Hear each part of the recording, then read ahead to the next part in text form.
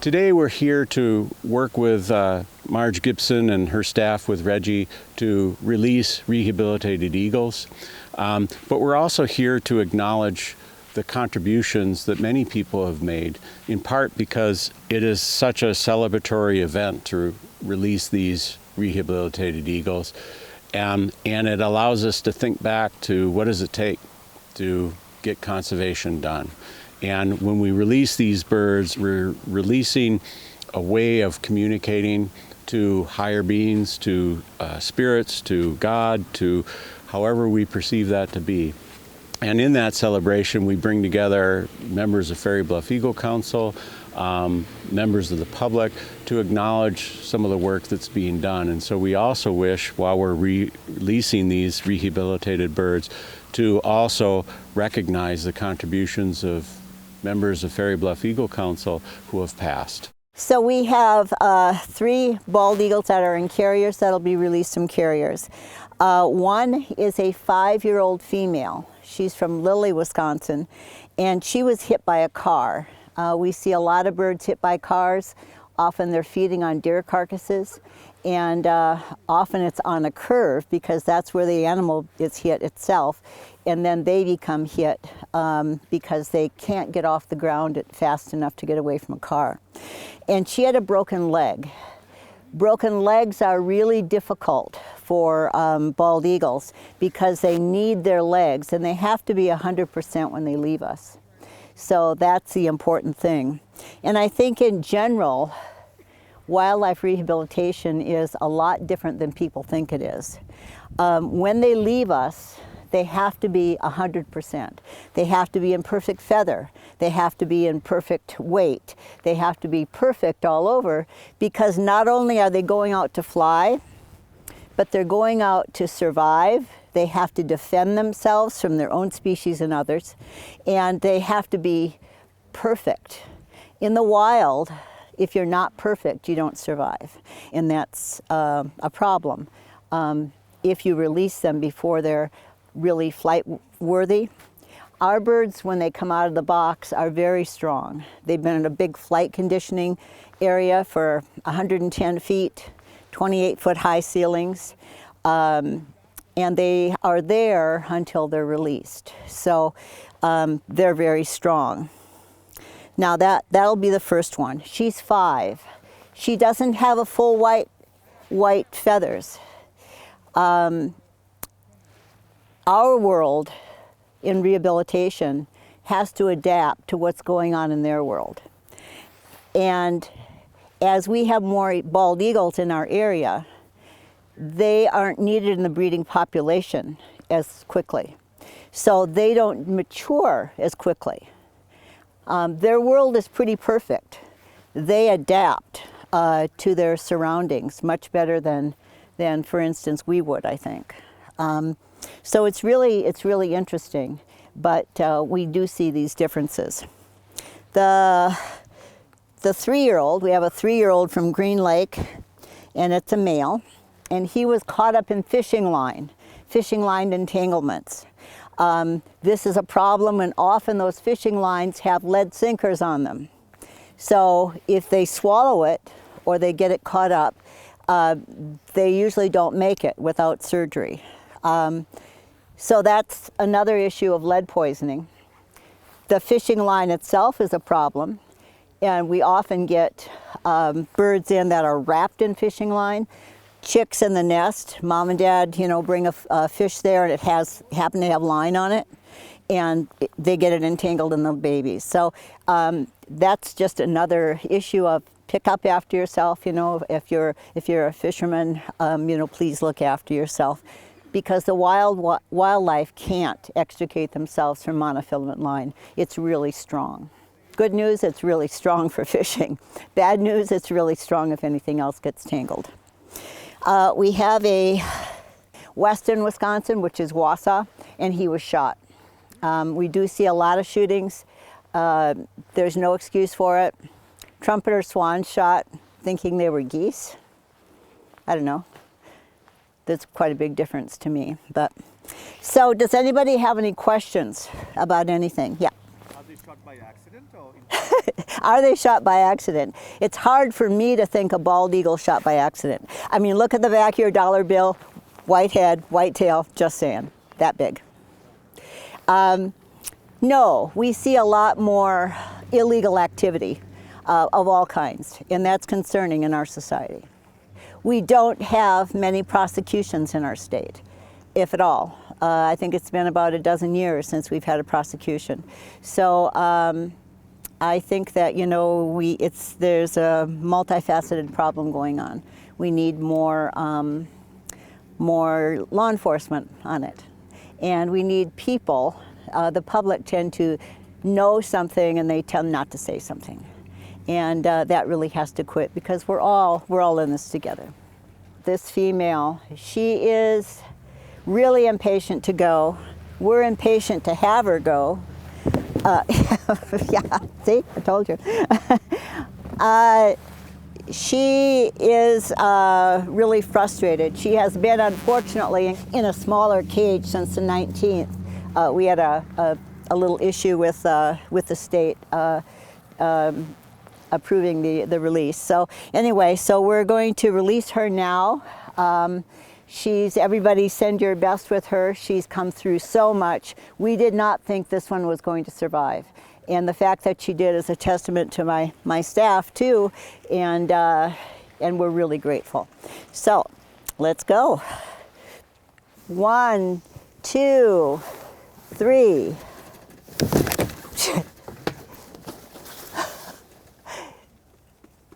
Take care, big girl.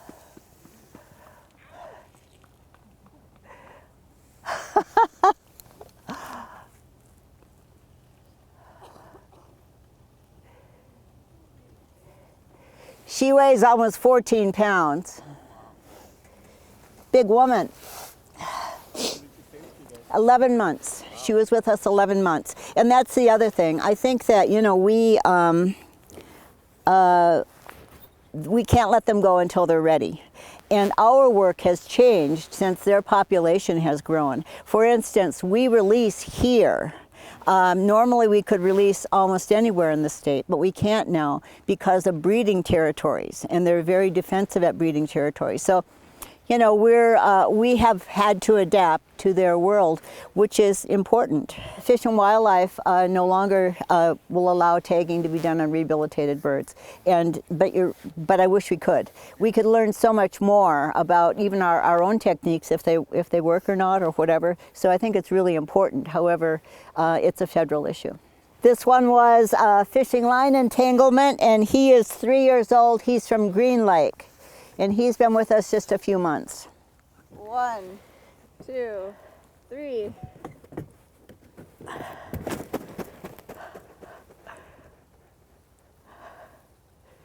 Good luck, buddy. Stay away from fishing line, eh? Mm-hmm. Beautiful.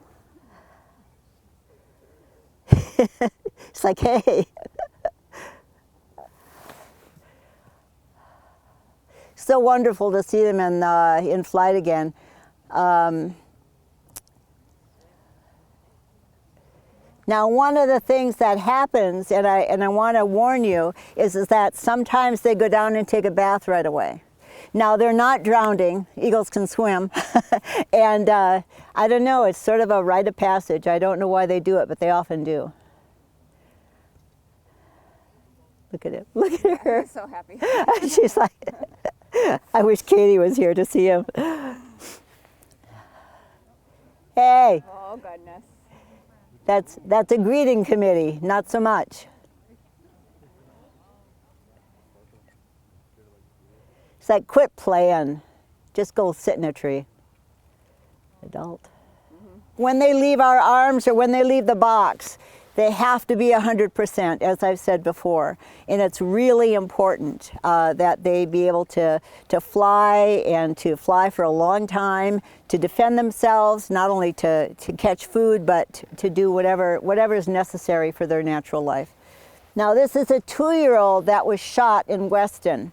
I do have the x-rays, pictures of the x-rays, and you can see went right through the chest and lodged in the ribs on the other side. All right. 1, 2, 3. There you go.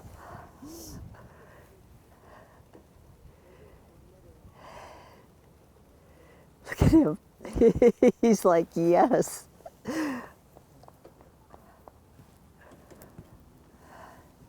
Take care, sweet boy. We're going to get the one in arm. He had lead poisoning. And in fact, we did check him several days ago, and we did do more treatments. In fact, this morning was his last treatment. Sometimes, shh, shh, shh. Can we talk for a moment? Let's talk for a moment, okay? You're okay. You're okay. I know, you're all right, honey. It's okay, we're going to talk. We're just going to talk for a moment, okay? Look at out there. That's your oyster, my dear. Okay. All right. Lead poisoning is something that we see a whole lot of, unfortunately. People still use lead ammunition. No idea why. Other things are available, and it also affects your own family. This is an amazing male bald eagle. He doesn't have quite his full color yet. Again, he is about 5 years old, 5 to 6 years old. We find that they're getting maturity at about 7 now, maybe a little later. So he is an adult, probably may not breed this year, but we will see. I guess we won't see. He'll know, we won't know. He came in with critical levels of lead poisoning, which is very, very difficult for them. And it's an arduous process for our staff as well. Very expensive too. It's the 6 cc's of calcium EDTA, which is a medication that they're given twice a day, injections, to chelate the lead from their blood, which is stored in their bones. So it's a complicated process. It has to be, you know, everything that we do is, we learn from them. But lead is a very, very serious situation. And it works on their body, it works on their heart, it works on every organ that they have. They can go into multi-organ failure, and often do. Without coming into rehab, they would not live. And we do about 100 eagles a year now at Raptor Education Group, and about a third of them are lead poisoning. So it's a serious problem. We have to get smarter as humans. Okay. He is a male. Males are smaller than females by about a third. I'm just going to open your wing, honey. Don't worry about it, okay? No worries. No worries.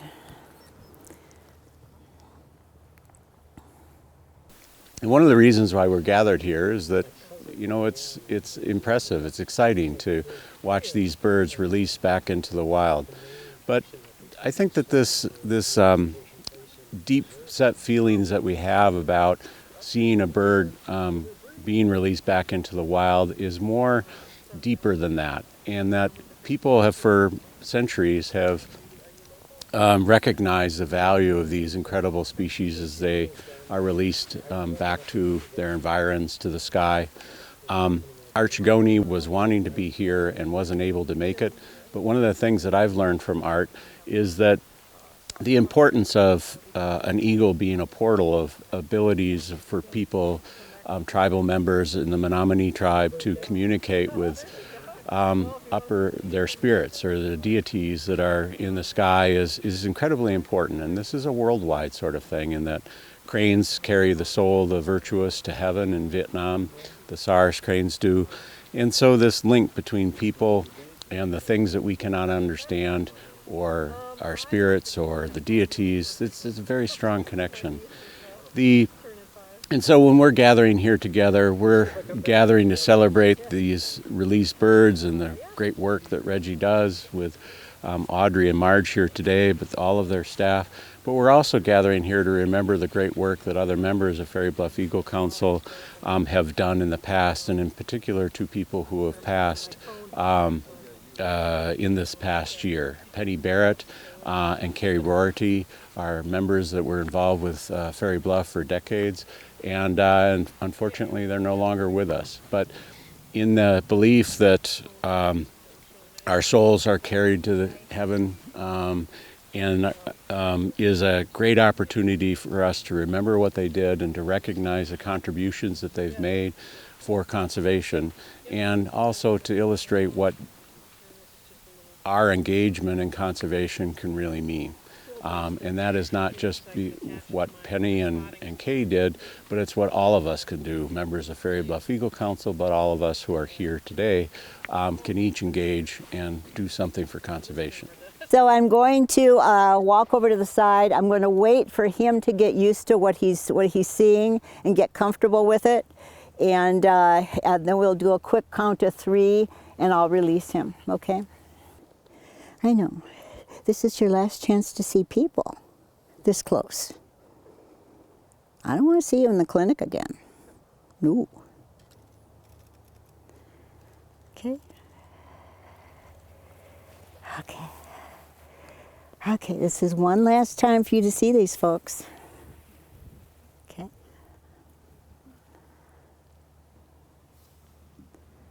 Okay.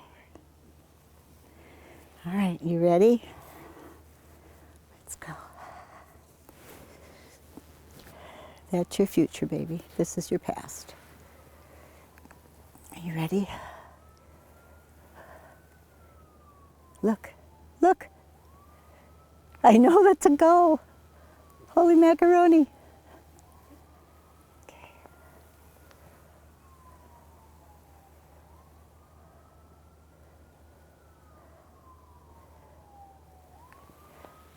I usually know when he's focused on the out, he's focused across, but he's not. He's still a little concerned about what's going on. Look out there. What's out there? That's your future, baby.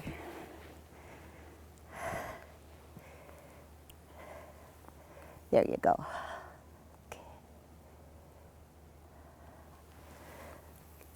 Okay, 1, 2, 3. Take care, buddy.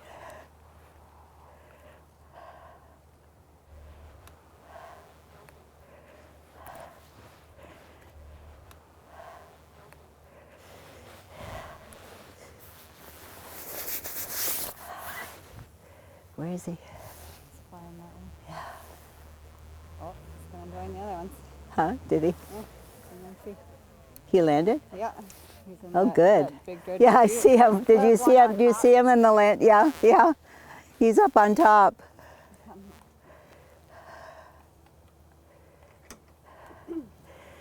It's always amazing to release them back to the wild. This is where they belong. People always wonder if it makes us sad. No, not at all. This is what we do it for, and this is where they belong. So people always wonder too, why are they calm in our hands? They're perfect predators. They also know when they're safe, and they're amazing at evaluating their own environment. And that is what they feed off. They're not sedated. We never sedate our birds in any way. So this is what they're like. And it's amazing for me to be able to show people what they are like, you know, without our interference. We have an amazing staff. We only have 5 people, same 5 people that we've had for a long time. Katie Helland, Katie Ethan, Raven Holloman, and Brad Baum are our rehabilitation staff. Right, and Audrey and me, so we're kind of a tight group. We do a lot of work. People were laughing because, you know, I don't get days off. I don't. So sometimes I forget if it's Saturday or whatever, and but it's because I don't have any breaks. Right? We let her have a day off once in a while. Anyways, I have so much to say about lead poisoning. To be honest, though, Sumner, we stopped doing a lot of education because it doesn't seem to be helping, and I think that, there are those that will never believe about lead poisoning, and that's unfortunate. But it's not, it's gone past scientific reason now, and it's simply a political issue.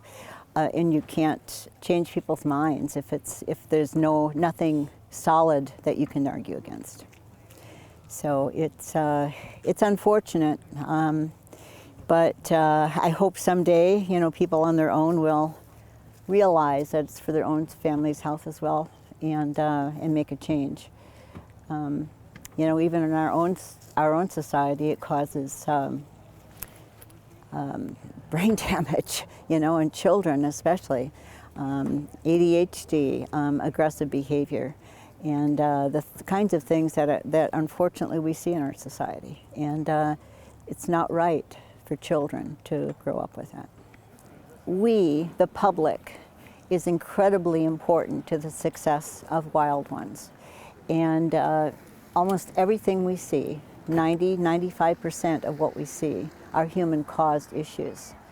And whether that's shooting, or whether that's lead poisoning, or whether it's organophosphate poisoning, or fishing line entanglement, or even being hit by cars, as a society, we just need to become more aware and realize that everyone is important. It's not just people in a rehab setting or the DNR. It's everyone's responsibility. And that's important for everyone to know. You matter, a member of the public, you matter. The way we teach our children matters. You teach them good ethics and to be responsible. And I think with that, there's, people always say, well, maybe it's something, maybe there's a disease going around, that's why you're so busy. No, it's 95% human caused, across species, everything. So we just need to be more responsible and to do the right thing. Actually, the alternative is a full copper bullet. It is a little more expensive, but in the states that have outlawed lead, the prices have gone down, supply and demand sort of thing. And it will go down. The problem is that, while it costs maybe $1 a bullet more, to chelate a bird like that one was 11 months with us. And just the medications alone were over $1,000. And then, doing the staff time and then doing the rehab and feeding him for 11 months, was, it's very expensive. We don't get state or federal funding, so we're all nonprofit. So, and we do 100 eagles a year, and a full, quarter to a third of them are lead poisoning. So it's very expensive. And so who's going to shoulder the cost? Is it going to be a rehab center, or is it going to be people paying $1 more a bullet? Hunting is very expensive, no matter which way you look at it. It's a sport, and I would choose to have it to be the safest meat possible for my family. In fact, I did choose that. And I don't know why, because it doesn't make sense to me. If you have a logical mind, it doesn't. But it's just the way it is. But there's a lot of things that we can do that are better, just to become more aware of our own activities and to become more aware of how incredible they are and what they add to our world, and be grateful for that. Raptor Education Group is a nonprofit organization, so any donations are fully tax deductible, and we would greatly, greatly appreciate donations. Our workload increases yearly, and after COVID, a lot of facilities closed down. So our workload is over doubled what we used to do. So we're pretty much open, around the clock, and if it's an urgent emergency, and we work closely with sheriff's departments, police departments, law enforcement of all kinds, and people know where to bring them. So You know, we do our very best to get everyone cared for and get them back out if possible. Sometimes we place them in great facilities. We had a sandhill crane that was an imprint that just went to Penn State. she's in college now. But you know, if it's an educational placement, that's really important too. Cooperation amongst all these different conservation groups, hunters and Fairy Bluff Eagle Council and REGI and other groups is a really critical component. So there's lots of ways that people can involve themselves in conservation, whatever fits their needs. So local groups like Fairy Bluff, or rehabilitation groups like REGI, or lots of other groups, or even just being engaged with your hunting communities to find out ways that conservation can continue to be advanced as people engage. You know, conservation is this wonderful thing because we can contribute in any ways that we have skills, and we all have skills. So, and Penny and Kay are great examples. They're two strong women who were deeply involved with Fairy Bluff Eagle Council, but in completely different ways. Kay is a past president for Fairy Bluff Eagle Council, and Penny kept our books. And Penny was not a person to go out at 10 degrees below zero and count eagles coming in to roost. She was not interested in that, but she kept us financially stable and sound, and helped eagles by the counting that was done by others, and so she contributed in the way that she can contribute best. And Kay, at the same time, was very comfortable leading people, and so as our president, you can't be kind of shy and just doing your job keeping the books. You've got to be out there and talking with people and motivating them to accomplish things for conservation and being organized and that sort of thing. And Kay, so she was not quiet, she was out there and really helped us to engage in conservation. And so even though the exact contributions that Kay and Penny made are so very different, they represent that gamut of different ways that people can engage in conservation that matches their own skills with the needs of any volunteer organization. And that's true for Fairy Bluff, but it's true for any of the organizations that many of you might be working with. You know, all nonprofit organizations have those same needs, and they benefit from the contributions that you can make. Contact us through our website, which is fairybluffeaglecouncil.org, and Fairy is F-E-R-R-Y, not F-A-I-R-Y. And but you know, contacting us through those means is real easy, and we will try to respond and find out how you might be interested in helping, and go from there. What did I tell you? It's like their own baptism. He's like, oh, cool! This is bigger than the pond. Whoa! But then she did a nice flight across here and flew back and landed on the shore. And he was in the tree below that other, I think it's another male.